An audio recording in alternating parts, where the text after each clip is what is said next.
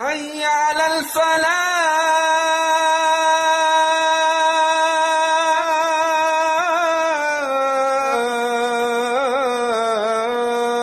ناظرین السلام علیکم ورحمۃ اللہ وبرکاتہ. آج ہم آؤ عربی سیکھیں قرآن سمجھیں اس کورس کا سبق نمبر 5A پڑھنے جا رہے ہیں. 5A اور 5B کے اختتام تک آپ 57 ورڈز یعنی 57 الفاظ آپ سیکھیں گے جو قرآن میں 19,000 سے زیادہ بار ریپیٹ ہوئے ہیں. آج کے سبق میں ہم اذان کے کلمات کی لفظی تشریح اور ان کا مطلب سیکھیں گے اور ساتھ ساتھ میں اذان کے کلمات کی ادائیگی کا صحیح طریقہ بھی جانیں گے. اذان کے لفظی معنی ہے اعلان کرنا، دعوت دینا، پکارنا. اذان دراصل اللہ کے کلمے کی بلندی کا اعلان ہے.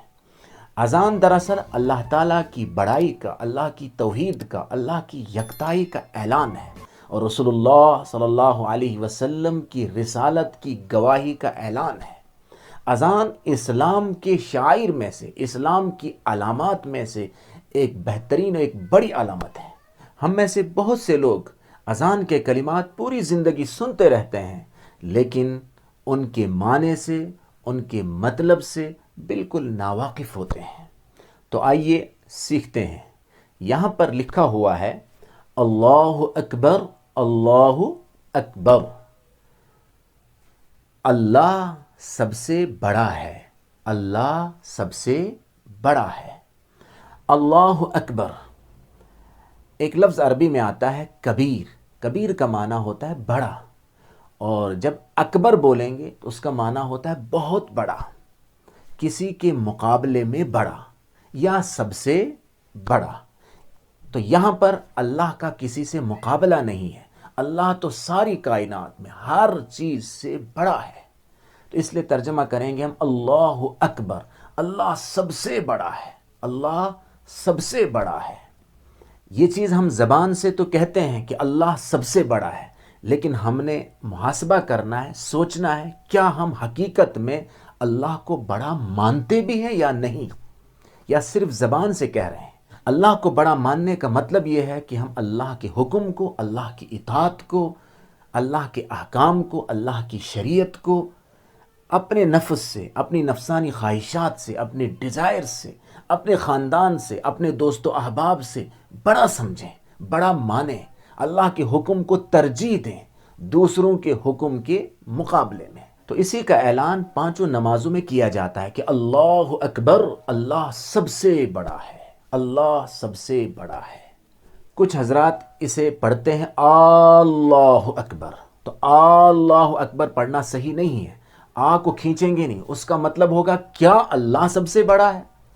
اصل مطلب تو ہے اللہ سب سے بڑا ہے. یہ تو اعلان ہے نہ کہ سوال ہے. تو اس لیے اللہ اکبر، اللہ اکبر بھی نہیں پڑھیں گے اور اللہ اکبر بھی نہیں پڑھیں گے. اللہ اکبر، اللہ اکبر. آگے ہے اشہد اللہ الہ الا اللہ. میں گواہی دیتا ہوں کہ اللہ کے سوا کوئی معبود نہیں ہے، اللہ کے علاوہ کوئی دوسرا خدا نہیں ہے. یہاں پر ہے اشہدو، اسے اشدو نہیں پڑھیں گے یا اشدو نہیں پڑھیں گے بلکہ صاف پڑھیں گے اشہدو. اشہدو بھی نہیں پڑھیں گے. اشہدو میں گواہی دیتا ہوں کہ اللہ کے سوا کوئی معبود نہیں ہے.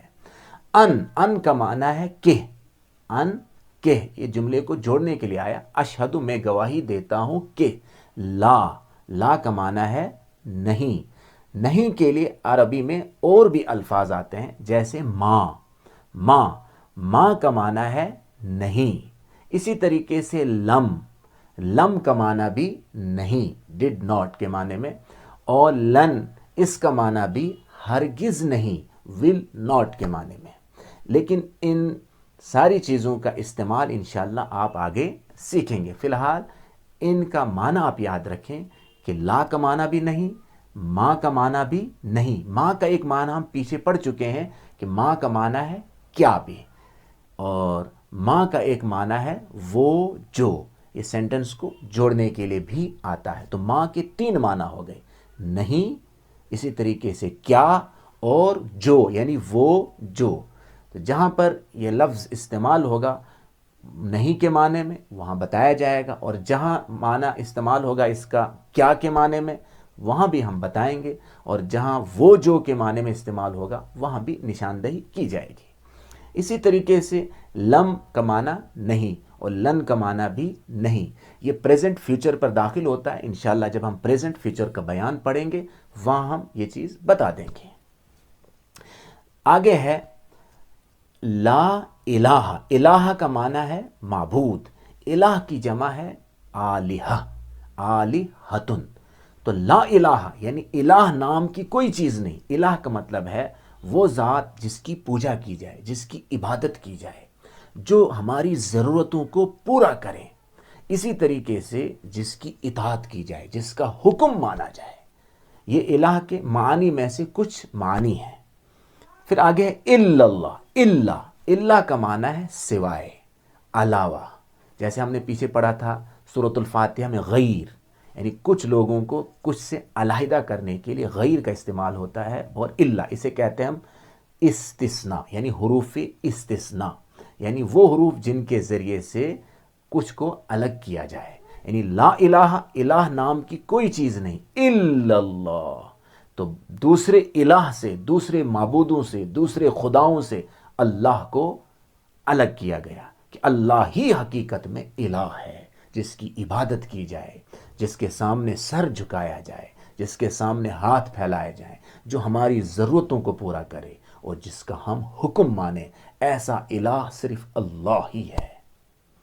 تو گویا اس بات کی گواہی دی جا رہی ہے، اس بات کا اعلان کیا جا رہا ہے اذان میں کہ میں گواہی دیتا ہوں کہ اللہ کے سوا کوئی معبود برحق نہیں ہے. گواہی دینے کا مطلب کیا ہے؟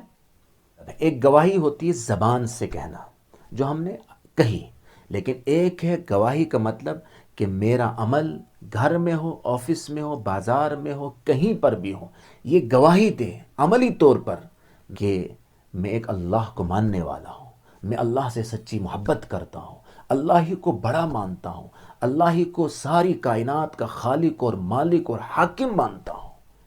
یہ گواہی دینے کا مطلب ہے کہ میرا عمل بھی یہ ثابت کرے. تب آپ میرے ساتھ ان کلمات کو عربی میں پہلے پڑھیں گے اور اس کے ساتھ ساتھ اردو میں ان کا ترجمہ بھی کریں گے. تو پڑھیے، اشہد، میں گواہی دیتا ہوں یا دیتی ہوں، ان کہ، لا نہیں، الہ معبود، الا اللہ سوائے اللہ کے. تو اشہد ان لا الہ نہیں پڑھیں گے، اشہد اللہ الہ، یہاں الف کو یعنی حمزہ کو لام میں ملائیں گے. اللہ نہیں پڑھیں گے، الا اللہ، اشہد اللہ الہ الا اللہ، میں گواہی دیتا ہوں یا دیتی ہوں کہ اللہ کے سوا کوئی معبود برحق نہیں ہے. اللہ اکبر والا کلمہ اذان میں 4 بار ریپیٹ ہوتا ہے، اور اشہد اللہ الہ الا اللہ یہ 2 بار دہرایا جاتا ہے. پھر آگے ہے اشہد ان محمد رسول اللہ. یہاں بھی اسے اشہد نہیں پڑھیں گے، اشہد. ان کھینچیں گے نہیں، ان کھینچنے سے معنی بدل جائیں گے. ان نون کو کھینچیں گے نہیں.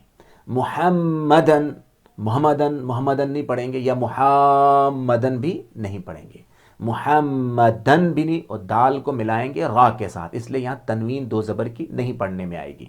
اشہد ان محمد رسول اللہ، رسول اللہ نہیں پڑھیں گے، رسول اللہ. تو یہاں بھی اشہد کا معنی ہے میں گواہی دیتا ہوں.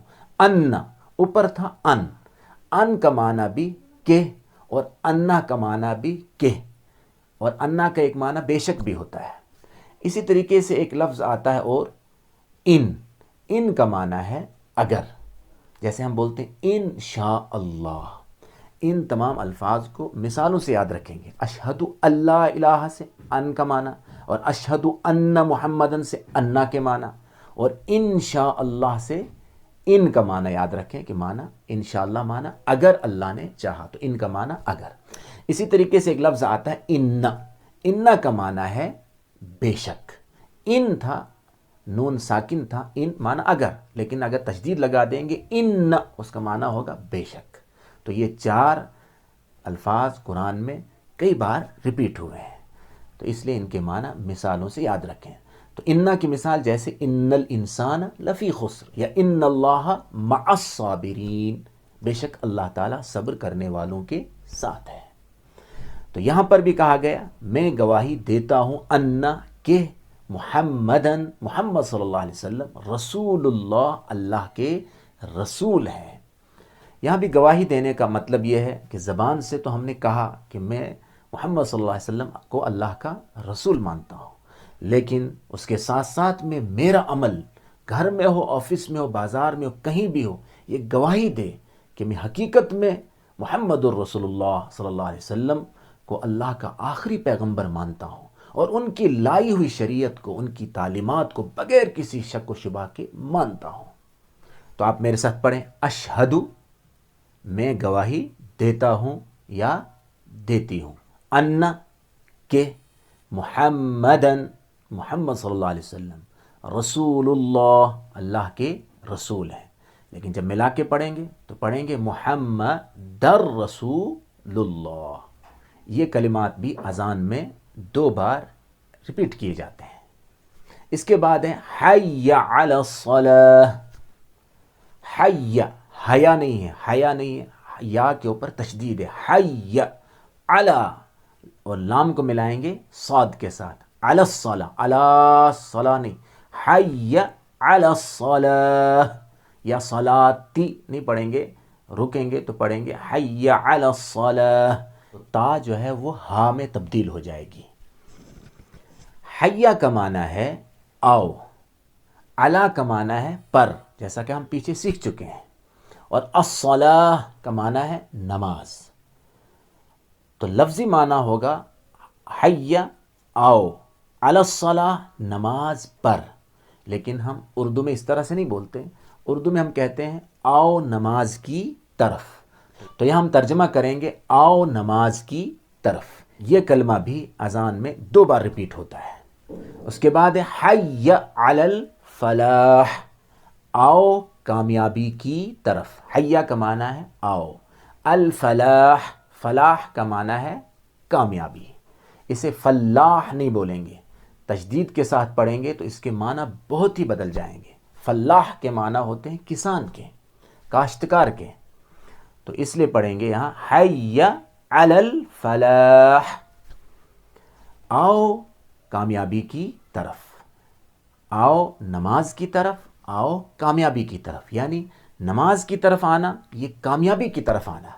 کوئی اگر یہ سمجھتا ہے کہ اگر میں نماز کے لیے چلا جاؤں یا نماز وقت پر پڑھوں تو اس کے نتیجے میں فلاں کام میرا رک جائے گا، فلاں میرا نقصان ہوگا، لیکن یہاں پر یہ اعلان کیا جاتا ہے کہ تمہارے کام بگڑیں گے نہیں، بلکہ اس کے ذریعے سے تمہارے کام بنیں گے. یہ کامیابی ہے، وہ کامیابی نہیں ہے جسے تم نے کامیابی سمجھا. اصل کامیابی ہے اللہ کے حکم کو ماننا، اللہ کے حکم کی اطاعت کرنا. یہ سب سے بڑی کامیابی ہے. اور نماز کے بارے میں رسول اللہ صلی اللہ علیہ وسلم نے فرمایا من ترک الصلاۃ متعمدا فقد کفر، جس نے جان بوجھ کر نماز چھوڑی گویا اس نے کفر کیا، یعنی کافروں والا عمل کیا. نماز چھوڑنے کے تعلق سے سخت سزائیں قرآن اور حدیث میں بیان کی گئی ہیں، چونکہ نماز اسلام کے شعائر میں سے، اسلام کے ارکان میں سے سب سے بڑا رکن ہے. نماز دراصل بندے کا اپنے خالق سے تعلق کا، محبت کا، اطاعت کا اظہار ہے. نماز بندے کی خدا سے گفتگو کا نام ہے، راز و نیاز کا نام ہے. اس لیے ہمیں چاہیے کہ ہم نماز کی پابندی بھی کریں اور ساتھ ساتھ میں صحیح طریقے سے توجہ کے ساتھ، شوق کے ساتھ پڑھنے کی کوشش کریں تاکہ اس کے نتیجے میں ہماری زندگی میں تبدیلی واقع ہو. نماز کے روحانی فوائد کے ساتھ ساتھ جسمانی اور دنیاوی فوائد بھی بے شمار ہیں. ان کلمات کے بعد آخر میں پھر ریپیٹ کیا جاتا ہے اللہ اکبر اللہ اکبر، اللہ سب سے بڑا ہے، اللہ سب سے بڑا ہے۔ یعنی تم خدا کو بڑا مانو یا نہ مانو، ساری کائنات اس بات کی گواہی دیتی ہے کہ اللہ سب سے بڑا ہے۔ تمہارے نہ ماننے سے اللہ کی بڑائی میں کوئی کمی نہیں ہوگی۔ اور پھر آخر میں اعلان کیا جاتا ہے لا الہ الا اللہ، اللہ کے سوا کوئی معبود نہیں ہے، اللہ کے سوا کوئی معبود نہیں ہے۔ گویا کہ پوری اذان اللہ کی بڑائی، اللہ کی کبریائی، اللہ کی یکتائی، اللہ کی توحید، اللہ کی قوت، اس کی شان اور شوکت کا اعلان ہے کہ اے دنیا میں بسنے والے انسانوں، اپنے خالق اور مالک کو پہچانو، اس کائنات کے رب کو پہچانو، اسی میں تمہاری کامیابی ہے۔ اب ہم ان کلمات کو خوبصورت آواز میں